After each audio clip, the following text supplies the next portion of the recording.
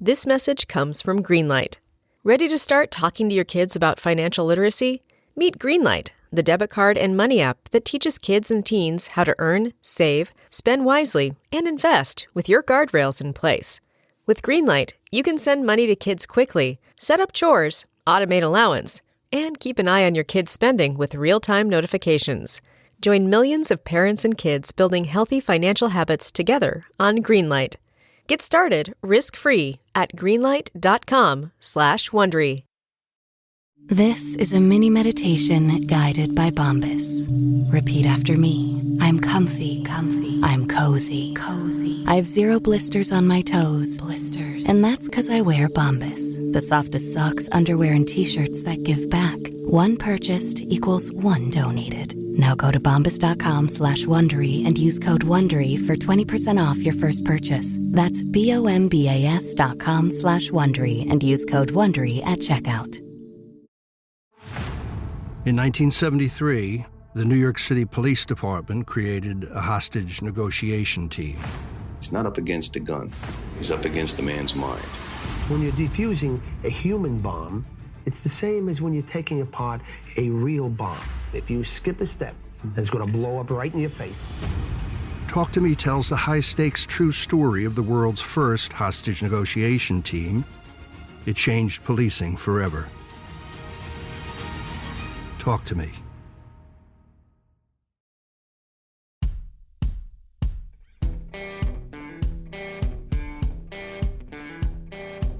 I'm Brett. And I'm Alice. And we are the prosecutors.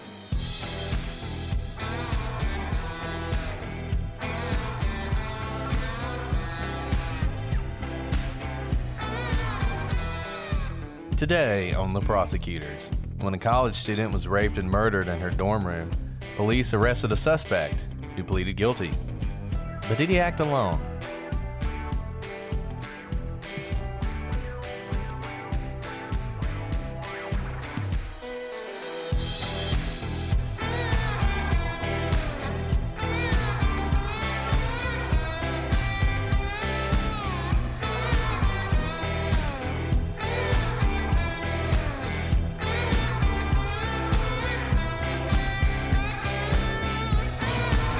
Hello, everybody, and welcome to this episode of The Prosecutors. I'm Brett, and I'm joined, as always, by my chulissima co-host, Alice. Chulissima. That's beautiful. It also might be chulissima. I'm not entirely sure. I have no idea what that means, but it's Italian, Spanish. It's Spanish. It means the coolest or a beautiful person who is truly loved. Which you are both, Alice. Both the coolest and a beautiful person who is truly loved by someone, I'm sure. Not you, apparently. Thanks, Brett. You really know how to deliver these compliments backhanded in the most delightful ways. That's right. Gabby, who provided that, loves you truly. So hello to Gabby in Querétaro City, Mexico. Ooh, I love it. I love it when we have people from all over the world write us. That's awesome. Thanks, Gabby. You're the best. You help Brett say nice things about me when he's literally at a loss for words. It's true. It's true. Thank you so much, Gabby, for that. It's probably the nicest thing that's going to happen during this episode because, as usual, Alice, we have a horrible, horrific tale to tell. Gosh. I know. So right now in the news as we're recording this is obviously a lot of news about the Moscow, Idaho quadruple murder also happening at a college campus. And then when you hear about this, like as a parent and as someone who's not that far removed from college, and I remember how I lived in college, which was absolutely carefree. Like I was on top of the world. Nothing could touch me. I was certainly not going to be the victim of a crime. These types of stories are just a crashing reality course, and they seem so senseless and so sad to cut short a life that has so much potential so early. Yeah, it's totally true. When you're in college, you think you're invincible, like everybody, and you do a lot of really dumb things. And unfortunately, even when you do smart things, and even when you do everything right, sometimes really terrible people will find you, and we're gonna see that here. So I've talked about this documentary before, The Hunting Ground. It's very good, very disturbing, about sexual assault on campus and how a lot of times, unfortunately, campus administrations just do a really poor job dealing with it. hopefully they've gotten better as there's been more attention on that. And that's part of what we're going to see today, though this is sort of a strange case, and it just shows that danger can come from anywhere. Today we are talking about the case of Katie Autry. And some of you are familiar with this, but I think some of you, or a lot of you, aren't. It's not a case that gets covered a lot, and that's one reason we wanted to talk about it. So there's a few things you can, if you're interested in this case, you want to look more deeply into it. There's a book called Bluegrass, A True Story of Murder in Kentucky by William Van Meter. Southern Fried True Crime covered this, one of the few podcasts that has, and did a good job with it. And then if you're into watching stuff on television, On the Case with Paula Zahn on Investigation Discovery did this as well, and an episode called Voices in the Dark. So feel free to check those out if you're interested in going beyond our conversation in these couple episodes where we talk about this case.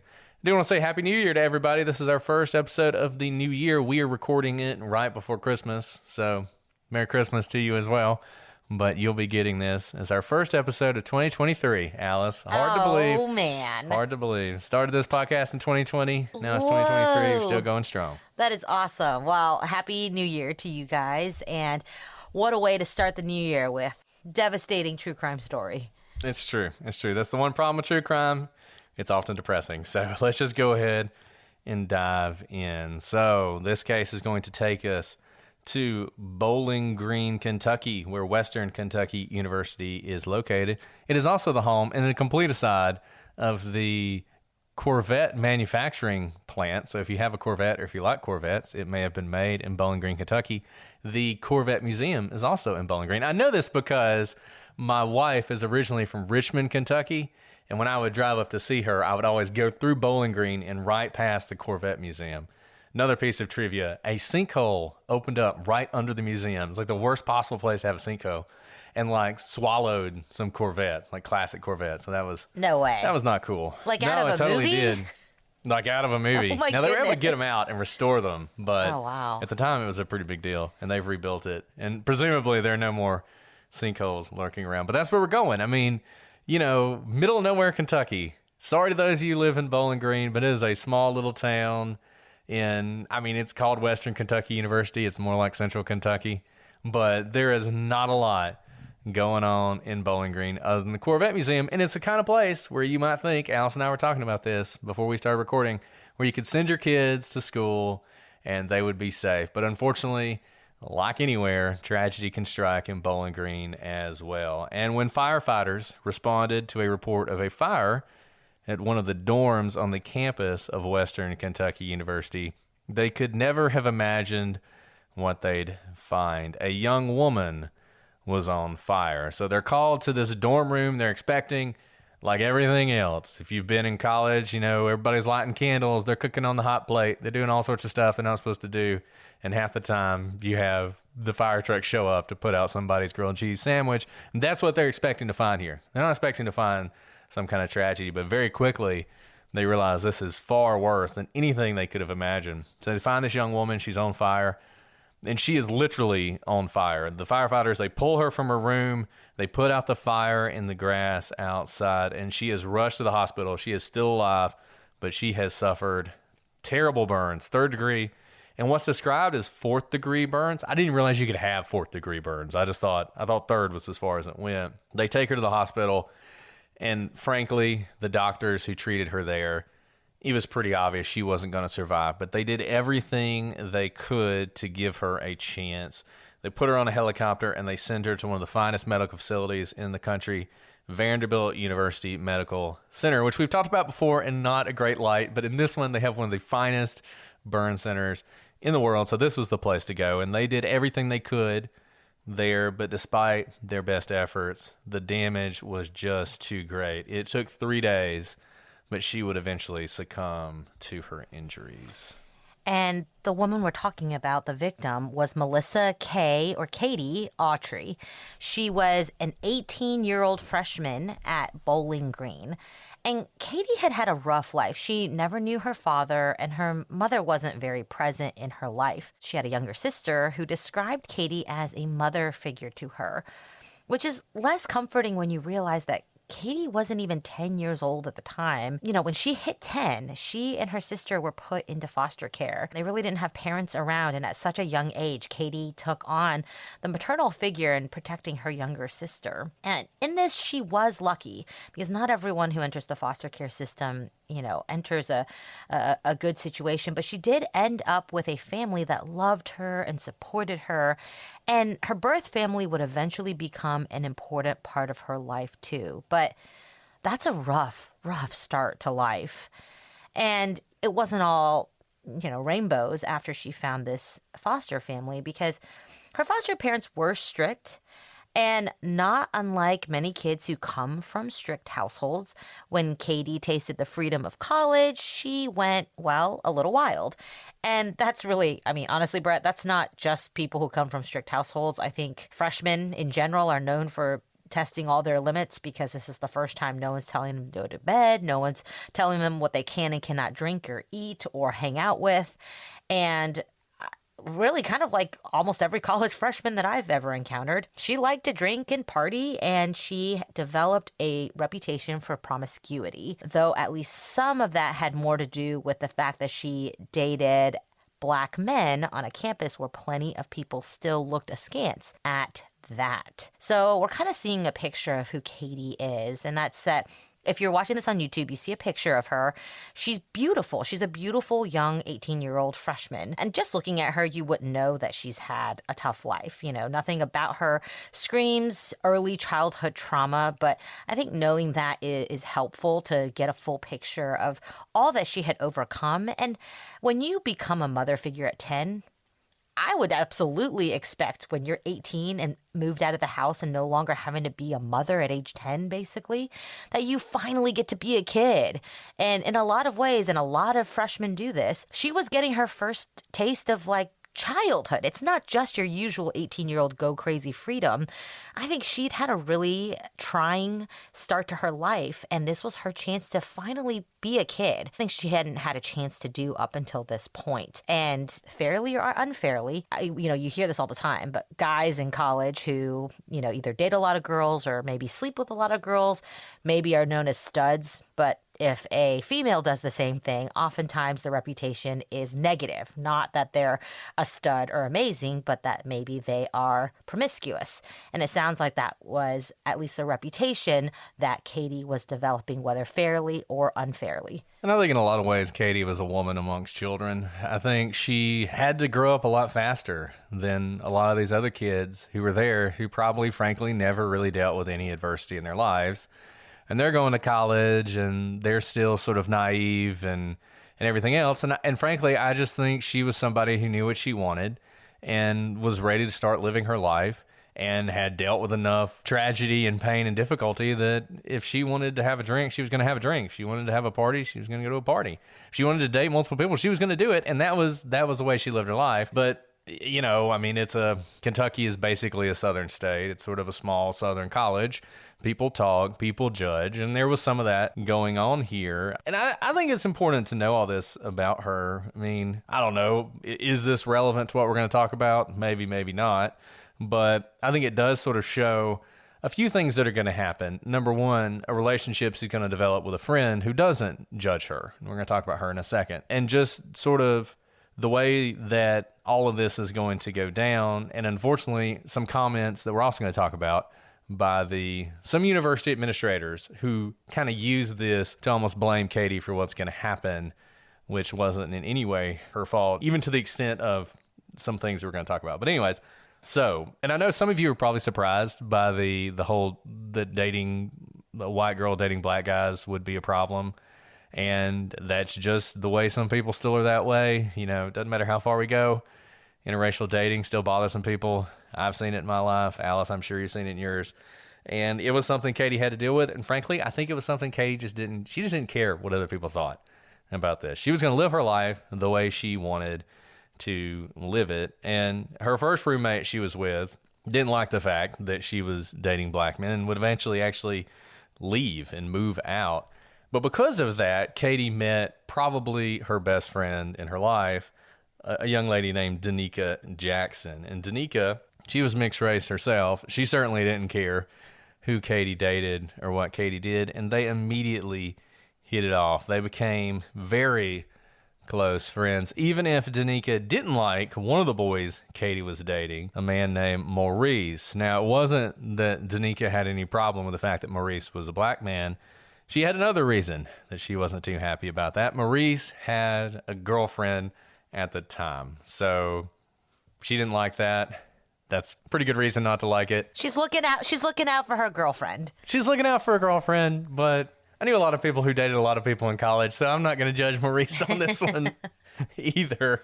But nonetheless, she didn't like Maurice. Maurice didn't like her. He thought that she partied too much and that she was sort of a bad influence on Katie. But either way, Katie liked them both, so they tolerated each other. Now, Katie had dreams. She wanted to be a dental hygienist. She worked her way through school. During the day, she worked at a smoothie shop, and at night, she was a dancer at a strip club called Tattletales, which is another thing that plenty of people didn't approve of, including members of her family. But Katie, once again, didn't really care what other people thought about the way she lived her life. She was her own person, and she was going to follow her dreams, and she was going to walk out of college without debt. And if people had a problem with how she did it, she didn't care. You know, I mean, I know people will immediately have an image in their mind of who Katie is because she was a dancer at a strip club. Honestly, what I hear is someone going to school full time who has dreams of being like a very white collar job, a dental hygienist, right? And she's going to work hard to get there. And say what you may about someone who dances at a strip club, but like there aren't many ways to make much more money than that when you're 18 years old, you know? Guys love young girls who dance at strip clubs, and she can make way more money there than she can probably at the smoothie shop. But in addition, she could probably just sustain herself with the nighttime job, but she's also working at a smoothie shop during the day. You know, that's got to be a grueling schedule. So I honestly hear like a very industrious and hardworking person, even if she does also like to let loose and have fun. I just go back to the whole, I just feel like she's just grown up. And there are probably a lot of 18-year-olds on campus who would just be stunned that another girl their age would be working in a strip club. But I just think she was more mature than everybody else, and it just wasn't a big deal to her. And it sort of set her apart. And I don't know whether any of this led to what we're going to see happen. But I do think that there is a person we're gonna talk about later on who is responsible for what happened to Katie. And he very clearly was a predator, and he very clearly was looking for people to attack. And I don't know if he knew Katie or not, but this is just all part of who she was, and it seemed like something that was important to talk about. Yes. So the night of her death, Katie had attended a frat party at Pi Kappa Alpha. On our campus, we called them Pike. I've heard them called Pica fraternity. Now, police quickly concluded that someone at that party was responsible for the murder, and they zeroed in on a man called Stephen Souls, who was at the party. At first, Souls said he had nothing to do with the murder or with Katie at all, but then his story quickly changed. He admitted to having consensual sex with Katie, but threw in quite the twist. Another student, Luke Goodrum, knocked on Katie's door, and it was Goodrum who then raped Katie before setting her on fire. All of this is strange, but it gets stranger because then Souls' story changes again. Souls admitted that he had raped and sodomized Katie, but only because Goodrum forced him to do so. He then said that he sprayed Katie's body with hairspray, though it had been Goodrum who set the actual fire to Katie's body. Now, in exchange for taking the death penalty off the table, Souls agreed to plead guilty and implicate Goodrum. That's quite the story. But Goodrum's, it's like there's a lot to dive into there. Let's just get through this first.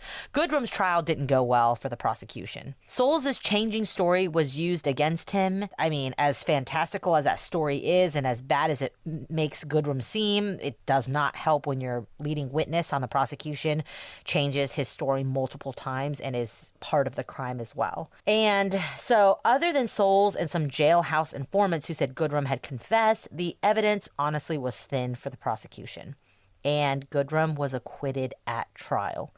But many still wonder if he was responsible for Katie's death. So you can see why this is an interesting case, because you have a murder that's solved pretty quickly, but then that's when the craziness starts. You have one person who's accusing another.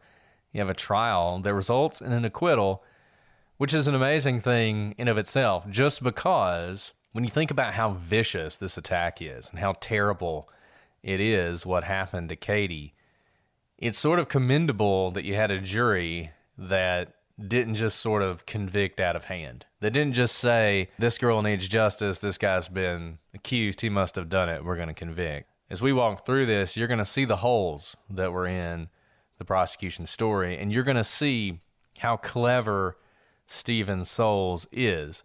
We talked a lot about Katie's lifestyle, and Stephen was the kind of person that you could imagine if he knew that information, and we're not entirely sure how much he knew about Katie beforehand, he would use that to spin a story that the police would believe. He starts with, oh, well, this was consensual. This was a consensual encounter, and, I guess things got out of hand. But at some point he has to explain the murder, and that's when he brings in this Luke Goodrum person. Real quick, before you talk about Luke, that's so interesting that he admits off the bat that there was consensual sex, because it's, first of all, talk about putting yourself at the scene of the crime, and also not being able to explain away the DNA that's probably going to be found on her that can't be explained away. So, first and foremost, the fact, we hear this a lot in the first instance, if there's been a rape, when people are like, oh, it was consensual. That's why you can explain all of the DNA, the semen, and etc. on the victim's body. So that's a huge red flag to begin with.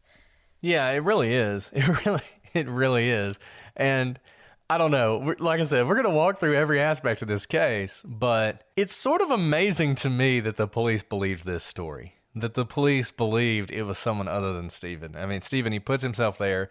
As you said, he puts himself having sex with Katie, and it's just why I wonder if the police allowed their own prejudice about Katie and who Katie was to affect the way they looked at this case. Whether they just assumed that, well, Katie was, Stephen is black, Katie was promiscuous, she probably did have sex with him, and it probably was somebody else who killed him. I just wonder if that was one of the things going through the police's mind. We don't know, because the police are still steadfastly claiming that they got this right the whole time. But I think as we go through the timeline and look at some of the evidence, you're going to see why the jury ended up doing what they're doing. And despite the fact that, as Alice said, there are a lot of people in Bowling Green, including the people who recommended this case to us, were kind of like, I don't know about this. There are a lot of people who still think Luke was involved. But when I look at this case, I just go ahead and tell you my bias. I think this was Stephen. And I'll be curious to see whether, as we go through the timeline and we look at the evidence, whether you agree with me or whether you end up thinking, no, this was Luke who really was behind this and got away with murder. So let's look at the timeline. So this is May 3rd, 2003. So we're towards the end of the semester in Bowling Green at Western Kentucky. Western Kentucky, by the way, for those of you who are trying to place it, if you've ever seen their sports teams, they have the big red blob. That's their mascot. He's the Hilltopper. It's very unclear what he is, but he's literally a big red blob. Alice, have you seen the big red blob? I have not, no. Western Kentucky. Oh, no, I totally have. I didn't know that's what it was called.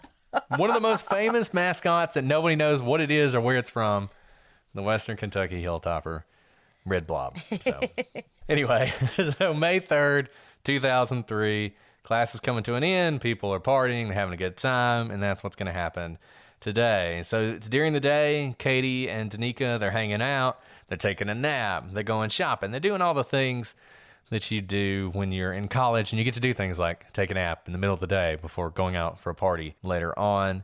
Katie swings by and sees Maurice. She takes him some food that she bought at a local fast food restaurant and tells him that she is going to a party at the Pike House that night, and she suggests he should come, and he says he'll think about it. Maurice is sort of in an interesting position because he is dating this girl, and everyone knows he's dating this girl. So Katie, of course, wants to be seen with the guy that she's dating. She wants him to come to the party.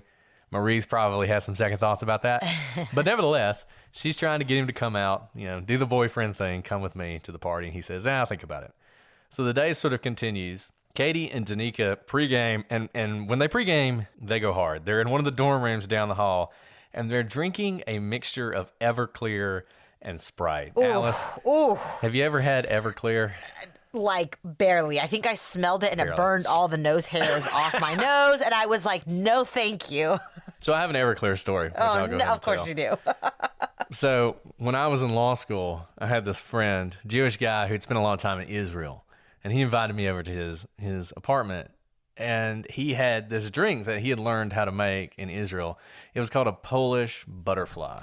And I say he learned how to make it. It's basically the easiest drink you can make. And it was a double shot of Everclear, and then like a couple drops of blue curacao. Double shot. And a couple drops, double shot, and a couple drops of grenadine, the red stuff, right? And so the blue and the red would mix together, and they'd create this very sort of pretty light purple color in this double shot of Everclear. So we took this shot, and it burned, like he said, but it was good, and I was feeling sort of, bold, so we did another. So we did 2 double shots of Everclear and like some very minuscule amount of other whatever. And it was the weirdest thing that I've ever experienced, because basically I went from being completely sober to completely drunk in like a couple seconds, because it just all hit me at once. So there was no run up to it, right? There was no like slowly getting drunker and drunker. It was just not drunk at all. And then the 2 double shots of Everclear hit, and I was just gone. So that's my experience with Everclear. And I can just imagine that Katie, who was described by everyone who knew her as very slight. So she was a cheerleader in high school, and she was the girl on top of the pyramid. So she's the one at the very top. She's very light then. Very light, very light. So I don't know. She's. Let's just put it this way. She's got more of a tolerance than I was do. at the top of the pyramid for a few things on my dance team, but I was not the lightest, so only sometimes was I at the top. And like in high school, I was like 105 pounds. So if she was always at the top, she was like teetering around the 100 mark or lighter. Yeah. So, but nevertheless, they're drinking Everclear and Sprite, which is a recipe for disaster. And Katie, pretty drunk before they even leave for this party. And also, can we talk about how like this again is pretty common, especially if she's going to walk probably down the street to this party. No one really has to drive. It's in the dorms. Again, there's this like false sense of security. If you're drinking Everclear in the dorm room, that feels safe rather than saying drinking Everclear at a seedy bar where you don't know everybody. And so again, this, I think where she is drinking is relevant because she's not drinking at the strip club where she dances. She's drinking with her best friend, at home, essentially. And she's about to walk down the hall to another party, down the street to another party. And this is really important to me that we continue to emphasize, because we've talked about all the stuff that people tend to judge Katie on. But I think it's very important that people recognize that none of these things lead to what happens to her. And she's not to blame for anything that happened to her. Now, is it good to get this drunk? It is not. I would not advise you to do it. I've done it before and wish I hadn't. So if you're out there listening in college, drink less. That's my advice to you. I realize that sounds very hypocritical coming from me, but nevertheless, it really does only lead to problems. But nevertheless, as we said, and as we want to continue to emphasize, she's doing this with her friends. She's going to safe places. She knows the people at the Pike House. This is a small community, a small university. As Alice said, it's not like she's off doing this, alone somewhere. And this is the kind of thing that a lot of people do in college because you do feel secure. And you feel like if there's anywhere in the world that you can kind of let go and just enjoy yourself, it should be college. Nevertheless, they drink a lot. They're getting ready to go to this party. So at the same time, Stephen Souls, who we mentioned before, he is at a friend's house named Sarah, and he is with some others who plan on attending the party. Now, Stephen did not attend Western Kentucky University. He was a local, and he was known as someone who liked to party and liked to steal things in equal amounts, and this sort of got him into trouble. He was kind of a consummate criminal. He was constantly committing low-level crimes. He was constantly stealing things, selling drugs, just sort of being a local dirtbag type of guy, right? And he was very well known to the police for all this. He'd been banned from various friends' houses because he would steal things from his friends. He just stole stuff all the time. So the people at the party that he's with, or who are getting ready to go to the party, they're wanting some pot. And of course, Steven's going to be the guy. He's going to be the guy who knows where to go. And so they ask him, hey man, can you find somebody who can get some pot for us? And he knew just the guy, Luke Goodrum, who we talked about before. Now, Goodrum. The Prosecutors Podcast is brought to you by Progressive Insurance. Most of you listening right now are probably multitasking. Yep, while you're listening to us talk, you're probably also driving, cleaning, exercising, or maybe even grocery shopping. But if you're not in some kind of moving vehicle, there's something else you can be doing right now. Getting an auto quote from Progressive Insurance. It's easy, and you could save money by doing it right from your phone. Drivers who save by switching to Progressive save nearly $700 on average, and auto customers qualify for an average of 7 discounts. Discounts for having multiple vehicles on your policy, being a homeowner, and more. So just like your favorite podcast, Progressive will be with you 24/7, 365 days a year, so you're protected no matter what. Multitask right now. Quote your car insurance at Progressive.com to join the over 29 million drivers who trust Progressive. Progressive Casualty Insurance Company and Affiliates. National average 12-month savings of $698 by new customers surveyed who save with Progressive between June 2021 and May 2022. Potential savings will vary. Discounts not available in all states and situations. This show is sponsored by BetterHelp. When you're at your best, you can do great things, but sometimes life gets you bogged down and you may feel overwhelmed or like you're not showing up in the way that you want to. And we know that this time of year is busy. We're just past the holidays. It's the new year. There's just so much going on. Well, working with a therapist can help you get closer to the best version of you. Because when you feel empowered, you're more prepared to take on everything life throws at you. I know that after the holidays, hosting a lot of family cooking, being with my kids without any sort of child care in school, I can really get bogged down with life and it's hard to get righted again, which is why it's so great to have BetterHelp as one of our sponsors. If you're thinking of giving therapy a try, BetterHelp is a great option because it's convenient, it's flexible, affordable, and entirely online. So if you want to live a more empowered life, therapy can get you there. Visit betterhelp.com/prosecutors today to get 10% off your first month. That's BetterHelp, HELP.com/prosecutors.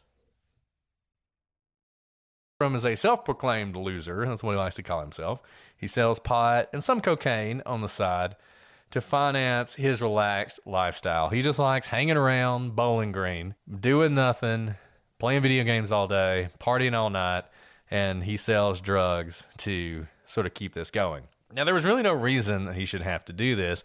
His stepfather was from the same family that started the Dollar General store. So his stepfather is incredibly wealthy, and his mom obviously is incredibly wealthy as well. Now, this gave Luke sort of the air of privilege, and people in town sort of thought of him as kind of this rich boy gone bad. But in fact, he had a really bad relationship with his stepfather, and disagreements with him had actually sent him from Texas to Kentucky to live with his real father. So his father lived in Bowling Green. His stepfather and his mother, they lived down in Texas, living the high life off this Dollar General money. So his real father, not the heir to a retail fortune. So he lives in a much more sort of, he's not as privileged as people thought he was. It's often presented as a sort of privileged guy, but in reality, life's complicated. His life is complicated, like a lot of people's. In any event, when Stephen called Luke would normally have been the guy. He normally would have been the guy you call to get the marijuana, but he is having his own problems that night. Whew. It's important to know the backgrounds of all these characters. When I hear a local who doesn't go to the college, who likes to attend all these parties, automatically kind of red flags are going up because I don't know about you. I think we both went to colleges where the college was the town. And so there weren't that many. We called them townies, which is not very nice, but people who didn't go to the school, but who kind of hung around would go to our parties. And they were viewed with kind of an air of suspicion because they usually wanted to come by and like they would get in trouble with the police. They would come and kind of drink the free alcohol at the fraternity and sorority parties, even though they weren't really invited. And they sometimes, did kind of these low-level crimes as well. And so that's clearly who we have here in this situation. Someone who's in the vicinity, but not really part of the campus life. We've talked about Luke a little bit, but there's more to him because he had this long string of domestic violence issues, and he had one that night. An ex-boyfriend called his 17-year-old girlfriend, and that just drove Luke into a rage. He slapped this ex-girlfriend several times, pinned her to the bed, and when she tried to leave, Luke started choking her, which actually caused his roommate's girlfriend to call the police on him. Now, Luke fled as the police closed in on this because this is a serious offense, and he kind of stayed away for a little bit, but hours later, he showed back up, and his roommate told him that Steven had called. Now, Steven wasn't welcome at the apartment because he was always stealing stuff. So they were like, Steven, you can't come here. And because of that, Luke called Steven back and said that he would meet him at a bowling alley instead. If he can't even trust the guy to come over to your apartment, maybe you should just stop being friends with him. Red flags. Red flags are going up with Steven. It's pretty bad. Then again, this is also, he's calling the guy who has been abusing his ex-girlfriend for having communications. Oh, I'm sorry. It's his girlfriend. They're not exes, but because she got a call and she's clearly very young. And let me say, Luke denies all this. Of course he does. And Luke denies that he slapped her around or he pinned her to the bed. He claims that she was drunk and he got mad at her and she ran out and was going to drive her car, and he was trying to stop her from driving her car because that would be dangerous. He's really just being a gentleman. So that's what he claims happened. Now, his roommate and roommate's girlfriend, they tell a different story, and frankly, I would believe them over Luke any day. Luke is not a gentleman. He is not a gentleman, as you can see, and there's a reason Steven eventually is going to mention his name in relation to this entire incident. And by the way, if you're going to throw someone under the bus, the guy who had the cops called on him for abusing a girl that night is a pretty good one, right? Think about the optics of this. Now, Steven took Luke back to Sarah's place where the group drank and smoked marijuana, and the group was picked up and taken to the Pike party. Now, Steven was so drunk that he actually never made it into the party because he passed out in the truck. And he basically stayed passed out for the entire party. He never made it into the party at all. And it's just crazy. This whole case, you're probably wondering all this detail. Why is this important? All of this comes together. I mean, this is one of those crimes that's just, there are so many different angles all coming together to make this happen. And this fact here that Steven passes out in the truck is one of them, as you're going to see. In the meantime, Katie and Danica arrived at the party. Katie, remember, has already had a lot of Everclear to drink, so she's pretty drunk at this point, but she continues to drink once she gets to the party. And the drunker she got, the more belligerent she became. Katie repeatedly called Maurice, begging him to come to the party. I think we've probably seen this before, where she's probably crying on the phone and not taking no for an answer and really just wants him to come and be the number one girlfriend. Now, Maurice finally says fine, and he comes to the party. And when he finally arrived, Katie was in really bad shape from all the alcohol she'd been drinking. Maurice suggested that Katie go home, but Katie finally got Maurice to the party, and she wanted to dance. Maurice said no and said he was going to step outside instead. And when he said this, Katie screamed at him and then slapped him in the face. And this caused Maurice to leave the party. So things are going from bad to worse here for Katie. She's in a pretty bad place. She's pretty drunk. Maurice has left, and she is in a full-blown meltdown. At this point, she begins dancing what has been described as aggressively. I can only imagine what that means, with various guys at the party. She's obviously trying to make Maurice jealous. Somebody tells security, hey, there's a girl who's had way too much to drink. You need to do something about this. He comes over to take her out of the party. At this point, Danica steps in and tells security, look, she's just had too much to drink. Her boyfriend just broke up with her. Give her a break. I'll take her home. But at this point, a pledge named Ryan Payne offers to drive Katie back to her dorm. In fact, it was his job as a pledge to act as a designated driver for people at the party. This is before Uber, and I'm going to go out on a limb and say that Bowling Green, Kentucky doesn't have that many cabs. So this is actually a really smart thing that they're doing, and it's something that's fairly common in college towns where you'll have people who are acting as DDs, and this guy's a pledge. For those of you who don't know, if you're not familiar with the fraternity culture, if you're in a fraternity, you start out as a pledge before you become a full-time member, and when you're a pledge, you basically have to do anything and everything you're told to do, including things like go to a party and not drink so you can drive people around. So Ryan's trying to be helpful. This is his job. He sees somebody needs a ride. He is offering a ride. Danica she's kind of irritated at Katie anyway for all of this, but she also has met a guy that she really likes, and he's offered to take her back to his room. So this is kind of a godsend for her. This guy is stepping in and wants to take Katie off of her hands. Now, she knew him and trusted him, and she really wanted to keep seeing if anything was going to happen with this other guy. So she lets him take Katie home, and she tells him, if anything happens to her, I'm going to come for you. You're going to be the person I blame. You need to take care of her. This is something that Danica is going to regret for the rest of her life, but she thinks she can trust Ryan. It's his job, after all. She says, go ahead, take her home. Ryan doesn't actually have a vehicle. He has to borrow a car to take her home, and he ends up borrowing someone's truck. And what truck does he borrow? It is the same truck in which Stephen Souls is just beginning to rouse himself from his own drunken blackout. What the heck? Like, I know. Seriously. It's like Final Destination. It's just terrible, right? What you're seeing here is not some grand scheme planned out by some predator who's laying in wait for the perfect victim.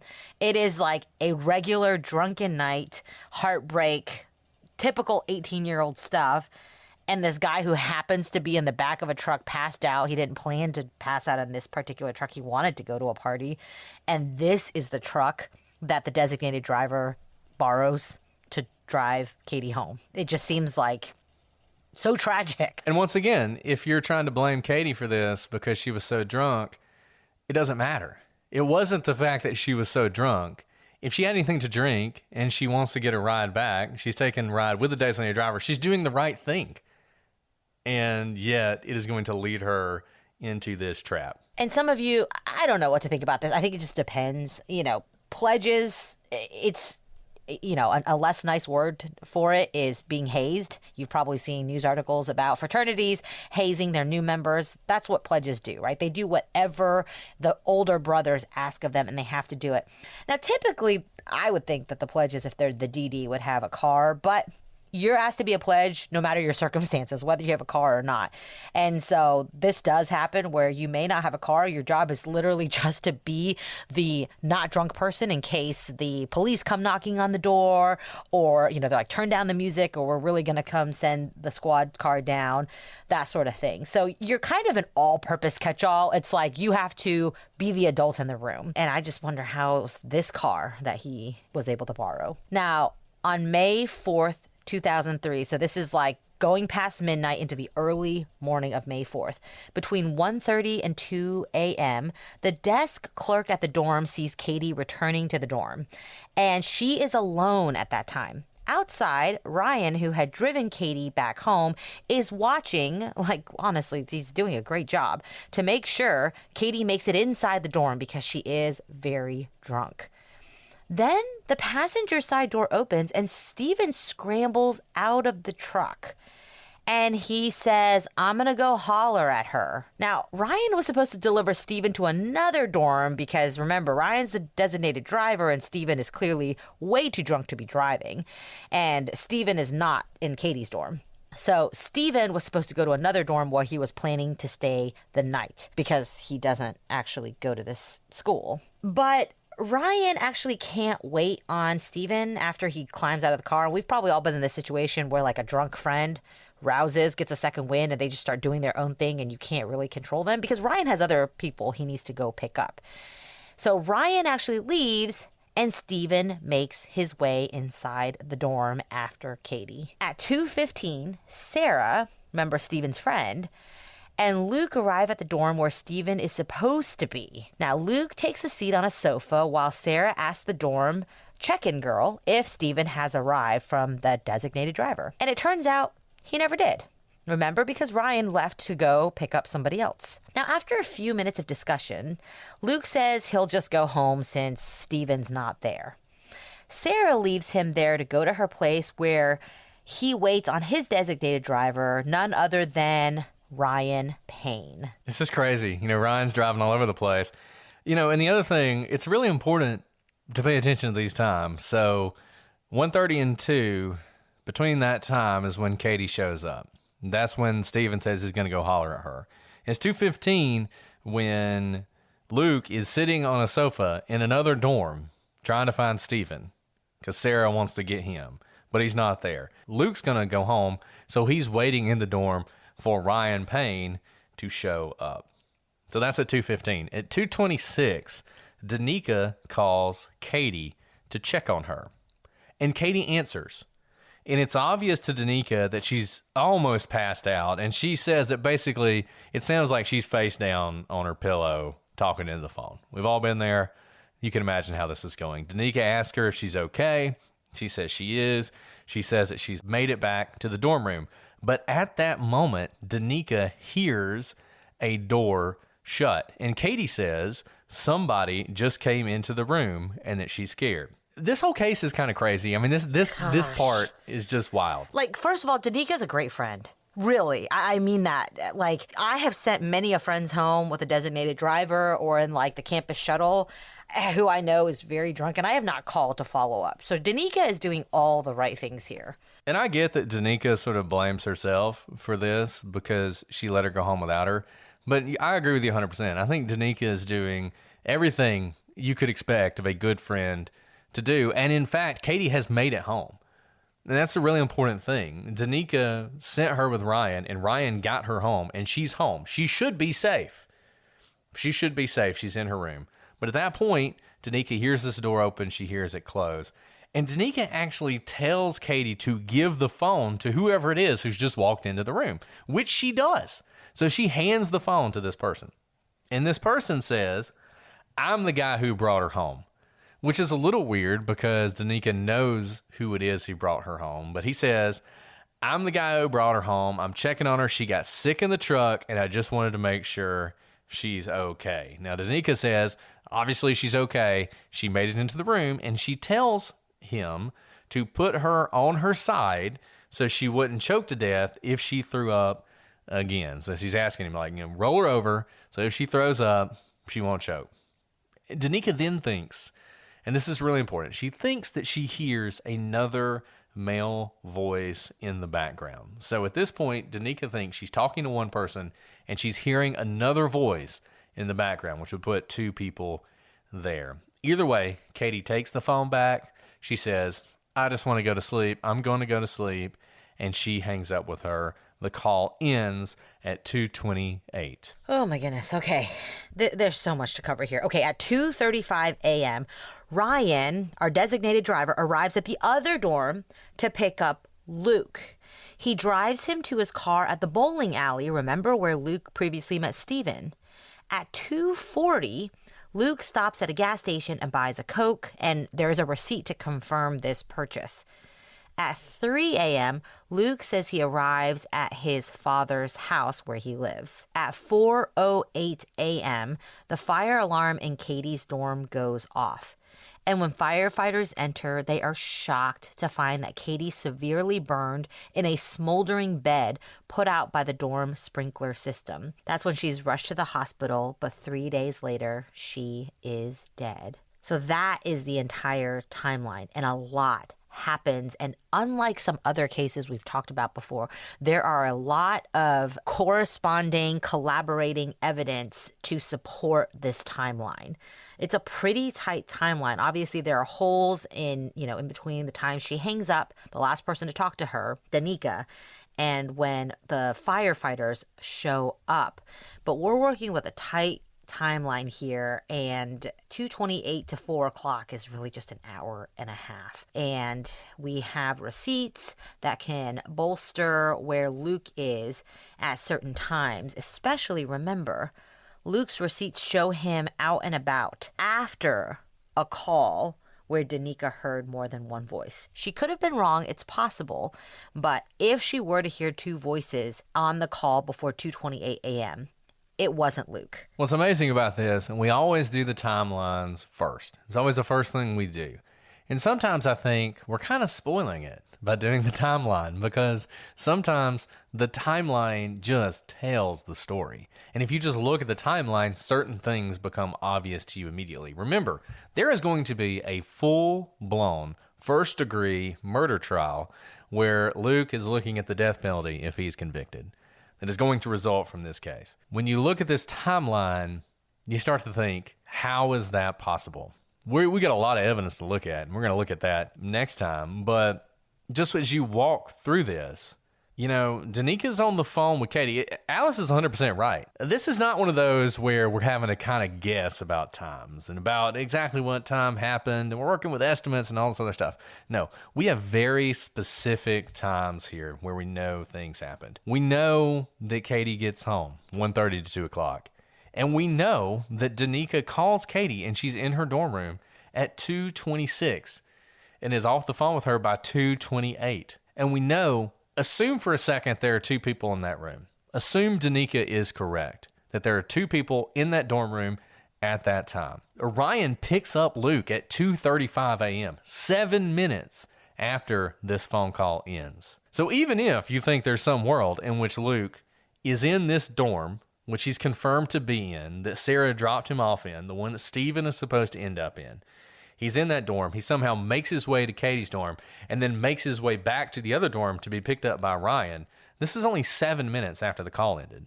Given that timeline, it's really hard to even imagine how Luke could possibly be involved in this crime. By the way, it's like terrifying, right? What are the odds that Danica calls at the moment that this perpetrator comes in the room? I mean, she heard him come in the room. She talked to him, and she was only on the phone with Katie for 2 minutes. But those 2 minutes, she happened to catch the killer, very likely the killer, walk into her room. And what a bold killer. What a bold. Oh, he talked to her. He talked to somebody else. I mean, he is just lying open-faced. And he knows, anyone who looks at Katie knows just how incapacitated she is. So he just walks in, closes the door behind him. And most people, I think, if you saw that someone's on the phone, you assume, well, there's evidence. Someone can hear me. Something's going on. She, even in her drunken state, Katie in her drunken state, is saying things about someone who just came in and even says, I'm scared. And yet he stays. He doesn't leave. By all rights, that should have saved her. Danica should have saved her life at that point. Any normal person would have left. Yeah, most people would have been like, okay, I'm out. Too dangerous. This is ruined. Yep. I was going to commit a crime, but yeah, it's too dangerous. I got to go. But obviously that doesn't happen, and we end up with this tragedy. But that call is going to become very important, and based on that call, the police are going to become very certain that there are at least two people in that dorm room. And so when Steven suggests there was another person there, they're open to believing that, and you're going to see how this all goes wrong. And what's really interesting about this case, and what we're going to really get into the next time, we talk about wrongful convictions at times. And usually, when we talk about wrongful convictions, we're talking about people who claim to have been wrongfully convicted and weren't. And we go through all the reasons that they're actually guilty. And ordinarily, when you look at the arguments that people make on the other side about why they're innocent, they really start to sound like conspiracies. They get really complicated and really complex. And they involve police acting as almost masterminds who figure out a way to frame this person in this really complex way. And usually that falls apart, even on the barest inspection. Here, you're going to see how police actually get it wrong. You're going to see the kinds of things that lead the police and prosecutors to confirm their own biases, to assume that somebody who they already know is a bad person was probably involved, to ignore evidence to the contrary, and end up in a trial they never should have been in. And fortunately, in this case, they're going to lose. And I think this is kind of like the Temujin Kinsu case, frankly. This is much more the pattern that I think you should look for when you're looking at wrongful convictions than what you typically see in sort of the sensationalist press. And we're going to see more of that as we look at this next week. As you can tell, this is a crazy case. There's lots of crazy facts. We're going to dig into these even more and how we got where we got and what actually happened is going to become, I think, fairly clear to you fairly quickly. But really a tragic case, and one that, it's like Alice said, it's almost like Final Destination. Just so many random things had to come together for this tragedy to happen. And unfortunately, every single one of them did. And you're going to see that even more as we continue. Well, I know we're only halfway through this. We'll finish next time, but interested in your thoughts, shoot us an email, prosecutorspod@gmail.com, @prosecutorspod on Facebook, Twitter, and Instagram. Hello to everyone watching on YouTube, and thank you so much to all our patrons who are listening to this early and ad-free. Well, Alice, before we sign off today, is there anything else you want to add? I think if you take away anything from this timeline and what we've talked about so far, it's that we've said this several times, but I think it bears repeating. There's nothing that Katie did to bring this upon herself. This type of a predator, this boldness of him is really unlike most crimes that you will see. And I think it would have happened, it could have happened to anybody. So I think we've made that clear, but resist any temptation to victim blame here, because it is absolutely, she did not, she did all the right things, honestly, except get very drunk, which again is like happens all the time when you're in college. And there's a lot to discuss here. And that the reason we're emphasizing that point is it factors into the investigation and prosecution here. Yeah, that's a really great point to make, and it's one we've made several times, but I think it's worth making again, because there is a temptation in these cases to just assume, well, that could never happen to me, because that obviously is, if she hadn't been that drunk or if she hadn't been at the wrong place at the wrong time, that wouldn't have happened to her. And I think this is a really good example of how, frankly, that is not true, and how, it really is the person to blame here is Steven Souls, and he is the one who bears all the blame. So we're going to talk about that more next week and just confirm that he is the one who bears all the blame. And I look forward to doing that. But that's all we have for today. Thank you guys for listening. Thank you guys for your support, for leaving those 5-star reviews, and for continuing to tell your friends. It means everything in the world. And we will be back next week with the conclusion of this story. But until then, I'm Brett. And I'm Alice. And we are the prosecutors.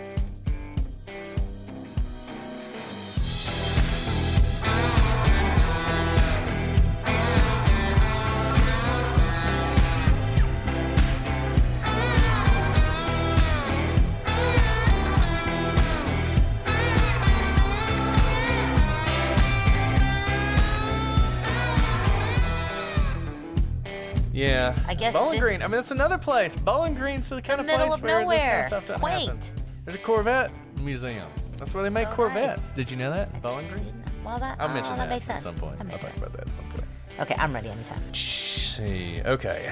I gotta get a word for you. It's been so long though since we've done this. I forgot how to do I've it. missed you. I really have missed. When do you leave again? So we'll just go up Christmas Eve and see my parents and come back. Okay. And then we'll have Christmas here.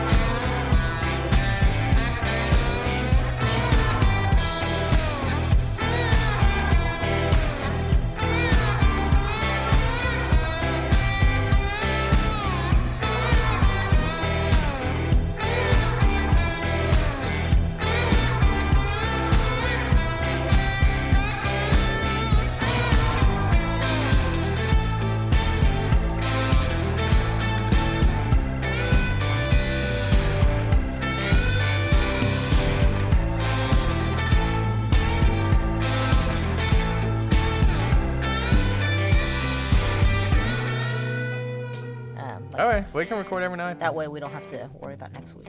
I would like to get 2 episodes out of this if possible. Sure, I think sure. we should be able to do that. With 8 pages, I think. You know us. Ah. You know us. It might be 3. We can. Okay. Here we go. You ready? Yeah.